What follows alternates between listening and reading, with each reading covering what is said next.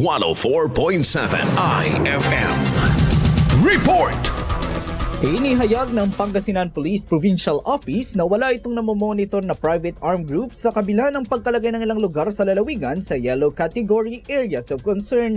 Ayon kay Pangasinan Police Provincial Director Police Colonel Rollifer Kapukyan, maray nilang tinututukan ng ilang lugar na nasa yellow areas of concern, bagamat puro kasaysayan lamang umano ng political unrest o intense rivalries lamang ang rason sa pagsasailalim sa nasabing kategorya ng mga ito. Samantala, ilang lugar naman umano sa Region 1 ang humiling sa COMELEC na ibaba ang kanilang kategorya sa green lamang. Ayon yan kay COMELEC Region 1 Assistant Regional Director Attorney Reddy Balarbara. Gayunpaman, sa pagsisimula ng kampanya ng mga national positions, handa ang pulisya sa pagbibigay seguridad sa mga ito sa kanilang pagbisita sa probinsya ng Pangasinan. Kasama mo mula rito sa IFM Dagupan, ito si Idol Matthew Pacheco. Tatak IFM.